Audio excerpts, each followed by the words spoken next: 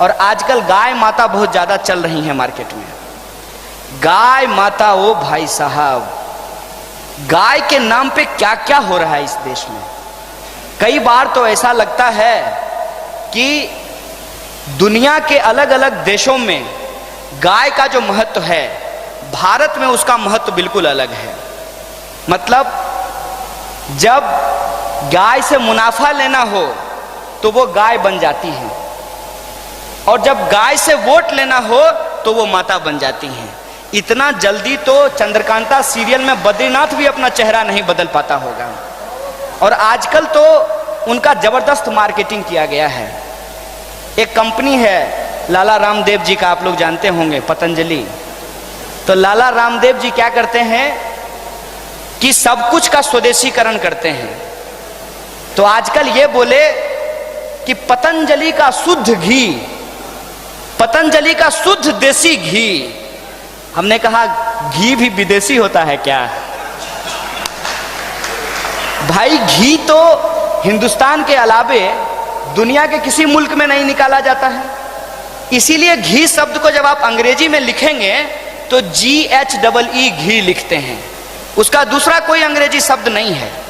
दुनिया के बाकी देशों में गाय के दूध से बटर निकाला जाता है, मक्खन निकाला जाता है, घी नहीं निकाला जाता है। तो घी जब भी होगा तो वो देसी ही होगा, तो उसको अलग से शुद्ध देसी घी लिखने का क्या मतलब है? तो ये स्वदेशी के नाम पे, राष्ट्रभक्ति के नाम पे, गाय माता के नाम पे, गौमूत्र के नाम पे, गोबर के नाम पे, राम मंदिर के नाम पे, देशभक्ति के नाम पे आरएसएस अपना दुकान बहुत बढ़िया चला रही है। मतलब आप यदि ये कह दें कि राम हमारे मन में बसते हैं, हमको मस्जिद तोड़ करके मंदिर बनाने की जरूरत नहीं है, तो आपको पटाख से जो है हिंदू विरोधी कह दिया जाएगा। अगर आप ये कह दें कि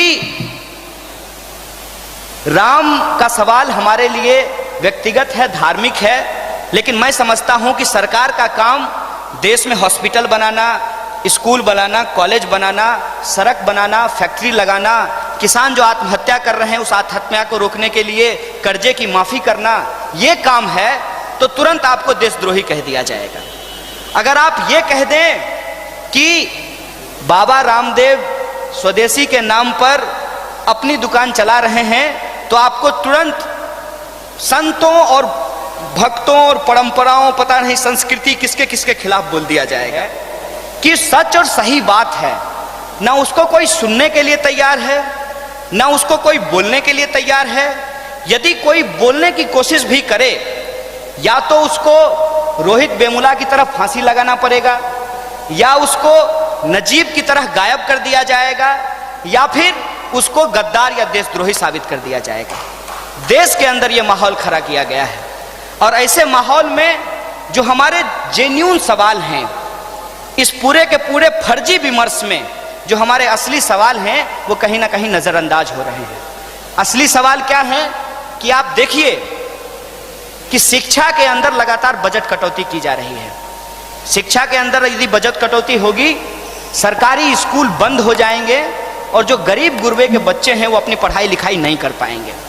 और इसी साजिश के तहत JNU के अंदर 83% सीट का कटौती किया गया। जहां 1400 एडमिशन होता था उसको घटा करके 100 पे ला करके रख दिया गया है। चाहते हैं कि JNU जैसे संस्थान बंद हो जाएं, ताकि इस देश के अंदर दूध बेचने वाला, खेत में काम करने वाला, आंगनबाड़ी का बच्चा, ठेला चलाने वाला, रिक्शा चलाने वाला, गरीब गुरबा का बच्चा जो है वो PhD नहीं कर पाए। क्योंकि यदि वो PhD कर लेगा तो इनके 2G 3G जीजाजी के संबंधों को समझ जाएगा। राम के नाम पे जो इनके धर्म की दुकान है उसका शटर गिरा देगा।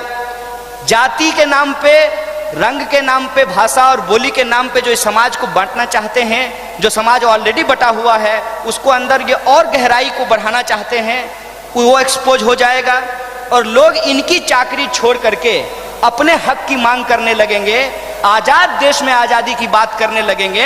इससे इनको दिक्कत हो जाएगी, क्योंकि ये गुलामी की परंपरा वाले लोग हैं। ऐसा माहौल जब देश के अंदर बना है, वैसे सिचुएशन में हम लोगों को क्या करना चाहिए, ये सवाल आज हमारे सामने है। सबसे पहली बात तो ये है कि इनके द्वारा जो किया जाता है उसको जवाब देने के बजाय हम तमाम नौजवानों को, तमाम जो प्रबुद्ध लोग हैं, जो इस देश के नागरिक हैं, जिनको संविधान और लोकतंत्र में भरोसा है, उन तमाम लोगों को इस देश की जो क्रांतिकारी विरासत रही है, अशफाउल्लाह खान, भगत सिंह, चंद्रशेखर आजाद, महात्मा गांधी, बाबा साहब भीमराव अंबेडकर, ज्योतिबा फूले, चाहे जो भी क्रांतिकारी लोग रहे हों, उनके रास्तों पे चल करके एक एकता मूलक और समता मूलक समाज की स्थापना का प्रयास करना चाहिए। इनको जवाब देने के बजाय अपने मुद्दों को लेकर के, और हमारे मुद्दे क्या हैं? हमारे मुद्दे हैं कि हिंदू हो या मुसलमान हो, कोई भी इंसान जो इस देश का नागरिक है उसको बराबरी से जिंदगी जीने का अधिकार है। इस देश के अंदर चाहे किसी भी जाति या संप्रदाय का लोग हो, उसको बराबर की शिक्षा मिलनी चाहिए, और जो पढ़े लिखे लोग हैं उनको रोजगार मिलना चाहिए, और रोजगार मिलने के बाद समाज के अंदर अपने तरीके से अगर कोई मंदिर जाना चाहता है तो मंदिर जाए, अगर कोई मस्जिद जाना चाहता है तो मस्जिद जाए, अगर कोई गुरुद्वारा जाना चाहता है तो गुरुद्वारा जाए, अगर कोई नहीं जाना चाहता है तो वो ना जाए। ये जो संवैधानिक अधिकार है, इस संवैधानिक अधिकार की जिंदगी जीने के लिए सबको एक स्थिति मुहैया कराई जाए, इसके लिए संघर्ष करना चाहिए। और इस संघर्ष में जो सबसे बड़ी कमी है उस बात को मैं उजागर करना चाहता हूँ। वो कमी है कि आज हमारे मुल्क में वो इसलिए नहीं जीत रहे हैं कि वो ताकतवर हैं, वो इसलिए जीत रहे हैं कि हम बटे हुए हैं, हम हार रहे हैं। इस बात को हमको समझना पड़ेगा। हमारी जो अनेकता है, हमारी जो ताकत है, सच बोलने वाले जो लोग हैं वो जो आपस में बैठने के लिए तैयार नहीं है, इसीलिए आज झूठ का बोलबाला हो गया है। ऐसा नहीं है कि झूठ का बोलबाला हमेशा रहेगा और ये लंबे समय तक रहेगा, ऐसा बिल्कुल भी नहीं है। लेकिन अभी ऐसा लग रहा है, ऐसा इसलिए लग रहा है कि सोशल मीडिया पे इनका गैंग बना हुआ है, मेन स्ट्रीम मीडिया में इन्होंने गैंग बना करके रखा है, और सड़कों पे खुलेआम गुंडागर्दी ये कर रहे हैं। और ये ऐसा इसलिए कर पा रहे हैं कि इनको कोई चैलेंज करने के लिए तैयार नहीं है, और इनको चैलेंज करने का तरीका ये नहीं है कि हम इनकी तरह व्यवहार करना शुरू कर दें। इनकी जो सच्चाई है उसको हमको जनता के सामने लाना पड़ेगा। जैसे ये आजकल क्या कर रहे हैं, एंटी रोमियो स्क्वाड बनाए हैं।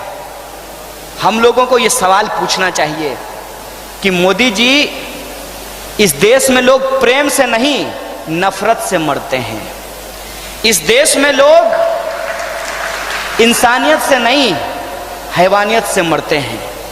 इस देश में लोग राम के मानने वाले हैं या अल्लाह के मानने वाले हैं, इसलिए परेशानी का सामना नहीं कर रहे हैं। इसलिए परेशानी का सामना कर रहे हैं कि लोगों के पास आज भी उनका बुनियादी हक नहीं पहुंचा है। आप एंटी रोमियो स्क्वाड बना करके एंटी भूखमरी स्ट्रगल को आप डाइवर्ट करना चाहते हैं, ये सवाल मैं आपको कहना चाहता हूं। अगर आप समाज में कुछ करना चाहते हैं सचमुच, तो एंटी रोमियो स्क्वाड छोड़िए, एंटी भूखमरी स्क्वाड बनाइए, तब हम समझेंगे कि आप समाज के लिए कुछ करना चाहते हैं। आप ये कहिए कि पुलिस आम नागरिक को साथ देगी, और आम नागरिक जो है वो एंटी भूखमरी स्क्वाड बना करके, एंटी बेकारी स्क्वाड बना करके शहरों में घूमेंगे, और जहां भी कोई भूखा इंसान मिलेगा उसको ले जाकर के डीएम के पास पहुंचाएंगे, और डीएम को कहेंगे कि जिलाधिकारी महोदय, आप जिस जिले के मालिक हैं उस जिले का एक इंसान भूखा है, इसके खाने का प्रबंध कीजिए। हम उनको कहेंगे कि देखिए साहब, इस लड़के के पास बीटेक है, बीटेक, बाबूजी की गाढ़ी कमाई, जमीन को गिरवी रख करके, माँ का गहना जेवर गिरवी रख करके इसकी फीस भरी गई है, और ये इंजीनियर बना है, बीटेक हुआ है, उड़ीसा जा करके, केरल जा करके, पता महाराष्ट्र जा करके, राजस्थान जा करके, बिहार छोड़ करके कोटा पहुंच करके ये इंजीनियर हुआ है। लेकिन गया की सड़कों पे, पटना की सड़कों पे अपना डिग्री लेकर के घूम रहा है, इसको कोई रोजगार देने के लिए नहीं है। इसको तुरंत रोजगार दीजिए। यदि आप इसको रोजगार नहीं दीजिएगा तो यह बेकारी में चोरी कर सकता है, आने जाने वाली लड़कियों को छेड़ सकता है और किसी आतंकवादी संगठन का मेंबर बन करके कहीं पे जाकर के बम फोड़ सकता है। इसीलिए इसको रोजगार दीजिए। ये जो सवाल है, इस सवाल को हमको इंपॉर्टेंटली समझना पड़ेगा। इंसान को मारना इंपॉर्टेंट है कि इंसान को बचाना इंपॉर्टेंट है, ये सवाल आज हमारे सामने है। और वो उनके लिए इंसान को मारना इंपॉर्टेंट है। इसीलिए आप देखिए, जब अलवर के अंदर गाय के नाम पे एक इंसान को भगदड़ की भीड़ बना करके मार दिया जाता है, लिंच कर दिया जाता है उसको, उस पर बीजेपी का बयान आता है और कहते हैं कि हमको इस बात का कोई अफसोस नहीं है। मंत्री साहब पार्लियामेंट में कहते हैं कि ऐसी कोई घटना हुई ही नहीं है। मतलब एक दलित मारा जाए तो इससे देश का कॉमन कंसाइंस को कुछ नहीं होता है, एक मुसलमान मारा जाए तो इस देश के कॉमन कंसाइंस को कुछ नहीं होता है, लोग बेरोजगारी से फांसी लगा रहे हैं तब इस देश के कॉमन कंसाइंस को कुछ नहीं होता है, और गाय माता मर जाती हैं इससे लोगों की भावना भड़क जाती है। भाई साहब, जहां इंसान की कीमत नहीं हो, जहां इंसान को जानवरों से भी बदतर समझा जाता हो, मैं समझता हूं वो देश हमारा नहीं है। और वो देश लोग जो बनाने की कोशिश कर रहे हैं, ये हमारी प्राथमिक जिम्मेदारी है कि वैसा देश हम बनने नहीं देंगे। हमको अशफाक उल्लाह खां के सपनों का देश, हमको बाबा साहब भीमराव अंबेडकर का देश, हमको राम प्रसाद बिस्मिल का देश, हमको भगत सिंह का देश बनाना है। हमको गांधी से लेकर के कबीर तक, गुरु नानक से लेकर के इस देश के अंदर वो तमाम संत जो शांति की बात करते हैं, एकता की बात करते हैं, सबके लिए समानता की बात करते हैं, उनके सपनों का देश बनाना है। और भारत के संविधान की प्रस्तावना के एक एक शब्द को जमीन पे उतार करके लाना है, ये हमारी लड़ाई है दोस्तों। इसीलिए हम सब लोगों को संकल्पबद्ध होने की जरूरत है। अगर हम संकल्पबद्ध नहीं होते हैं तब तो कुछ नहीं हो सकता है। तब तो हम लोग अपनी अपनी बारी का इंतजार करें कि आज यदि दलित मारा जा रहा है तो बाकी लोग चुप हैं, आज यदि मुसलमान मारा जा रहा है तो बाकी लोग चुप हैं, आज यदि कोई पिछड़ा मारा जा रहा है तो बाकी लोग चुप हैं, आज यदि कोई गरीब मारा जा रहा है, कोई किसान मारा जा रहा है, तो हम यदि चुप हैं तो कल को न हमारा दफ्तर बचेगा, न हमारा घर बचेगा, न हम बचेंगे, न हमारे बच्चे बचेंगे। इस बात को हमको समझना पड़ेगा। जिस तरीके से समाज के अंदर हिंसा, नफरत, उसको कॉमन किया जा रहा है। कहीं भी कोई किसी को मार देता है, लोगों को फर्क नहीं पड़ता है। कहीं भी किसी के साथ कोई बदतमीजी कर दी जाती है, लोगों को कोई फर्क नहीं पड़ता है। हम समझते हैं ये हिंदुस्तान नहीं है, ये हिंदुस्तान सबका हिंदुस्तान है। इस हिंदुस्तान में अगर पंडित शंकर दयाल शर्मा राष्ट्रपति हो सकते हैं तो एपीजे अब्दुल कलाम भी राष्ट्रपति हो सकते हैं। ये इस देश की खासियत रही है। और ये जो बंटवारा चल रहा है और इस बंटवारे के नाम पे जो राजनीतिक रोटी सेकी जा रही है, इस बात को हमको एक्सपोज करना पड़ेगा।